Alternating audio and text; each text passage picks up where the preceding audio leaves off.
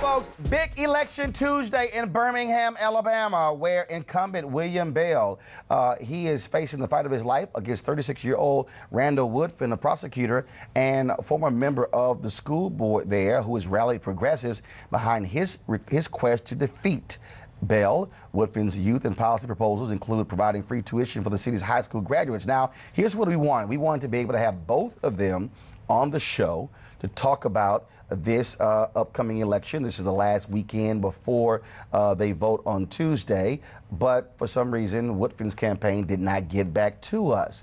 Now that we're saying this, they might just do so. Joining us right now is the incumbent mayor, William Bell, who joins us. Mayor Bell, good morning. Good morning, Roland. How are you? Doing great. You were forced into this runoff after the initial election. It's down to the two of you. Why should the voters of Birmingham re-elect you as mayor? Well, I think because of the progress that we've made in the city over the past 7.5 years, we turned the image of Birmingham around completely.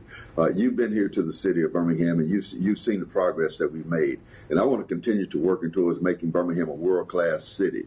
We're the last of the major southern cities to have the economic boom that we've had in places like Atlanta, Charlotte, and Nashville. But we're on our way. We've changed the dynamics of the city. We've improved the quality of life in a lot of different ways. Now, you know, no city across this country has solved all of its problems. But as mayor, you have to be aware of what those problems are and try to generate the resources necessary to do it. And I'm not a beginner. I already know what those issues are, and I know how to run this city and to continue to make the progress necessary. You said the economic boom. How have African Americans participated in that when it comes to, when it comes to contracts with the city? You mentioned Atlanta. What's the percentage of African Americans in terms of getting those contracts?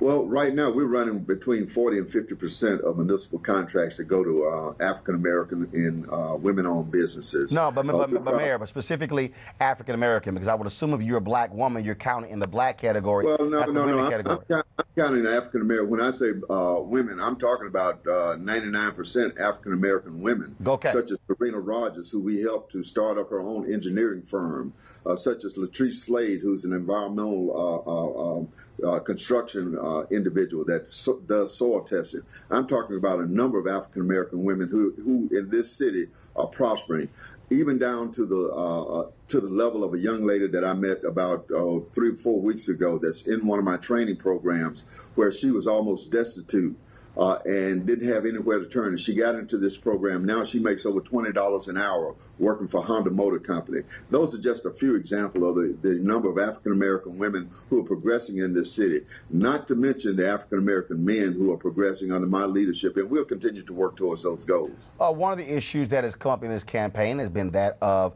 crime in the city, the murder rate there as well. How are you proposing to deal with that if you're reelected? Well, we're bringing on more police officers. We're bringing on more technology. One of the problems that we have here in the city of Birmingham, that a police officer can retire at the end of 20 years. And a lot of the police officers take advantage of that because, first of all, they can receive their full pension at 41 years of age and go on to work somewhere else. So we've lost a number of police officers to that degree.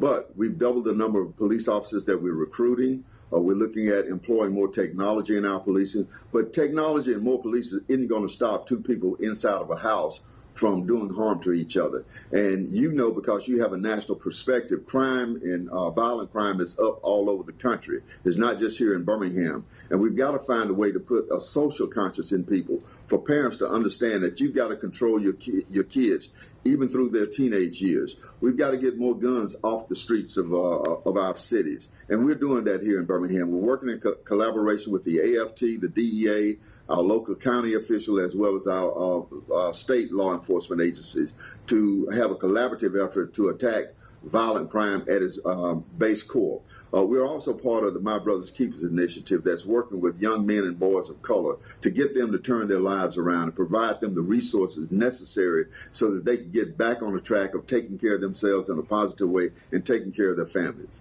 So the last question for you before I let you go, and very simple.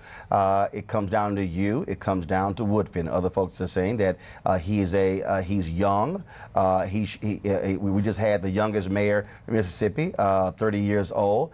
Your opponent is 36. Folks say you're too old. You should make way for a younger person to run the city. How do you respond to that? The generational divide.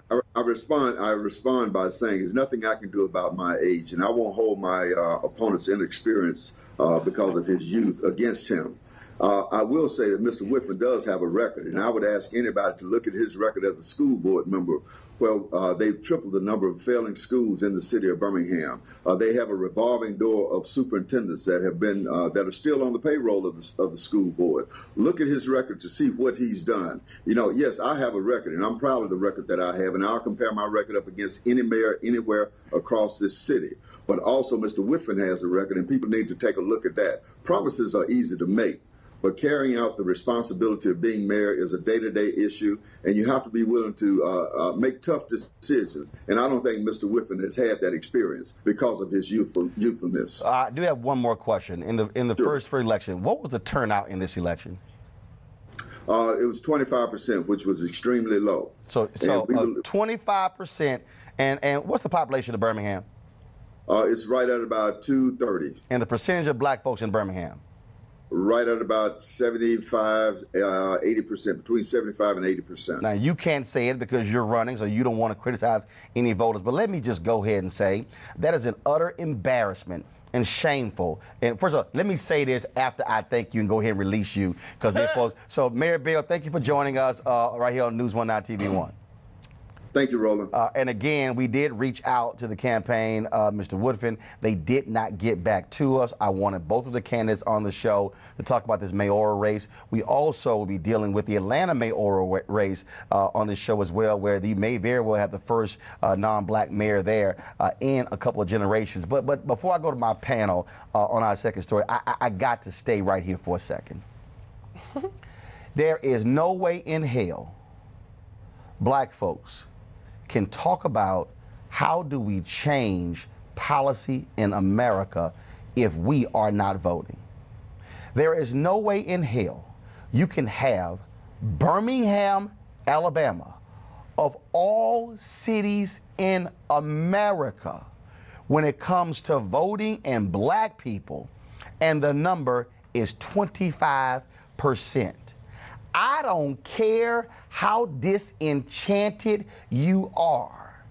If only 25% are turning out, and that was in the previous election where they had mayoral race, council race, and a school board election.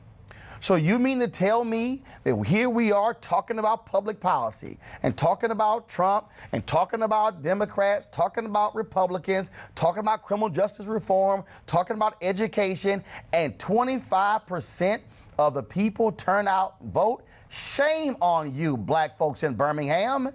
There is no excuse for that. And yes, we'll be dealing with Atlanta, where in the last election, 14% of the people in that city turned out to vote. Now, I know some folks will say, well, but if that was a candidate who got me excited, well, guess what? When you're complaining about crime, when you're complaining about your schools, when you're complaining about potholes, when you're complaining about lack of economic development, if that does not excite you, then nothing will. But I'm sorry. I cannot, as an African American on a black network, let black folks off the hook when 25% vote. Reverend Jackson has made this point consistently. And if black folks voted our numbers and white votes stayed the same in Virginia, in Mississippi, in Alabama, you do know that there's a U.S. senatorial race there. Doug Jones has talked about trying to turn out a significant percentage of the black vote. If Doug Jones has said if he turns out 30% of the white vote and has a high black turnout, he could actually beat Roy Moore for the United States Senate race. So I want to hear people say, oh my goodness, can we get more young people running? Can we get more exciting candidates? No, some folks got to get off their lazy behinds, register, and vote. Period. Weekdays on TV1. I will never lie to you. Oh my God. Roland Martin. He doesn't want to talk to us. He wants to ignore us. Uncensored. Hell no. That ain't gonna cut it, boo. Unapologetic. No, that is fundamentally false. You are wrong. Unfiltered. He wants an America where we all look alike. He ain't talking about black people. Unrelenting. You better go work out, because you got a fight on your hands. NewsOne Now with Roland Martin. Weekdays at 7 a.m. on TV 1.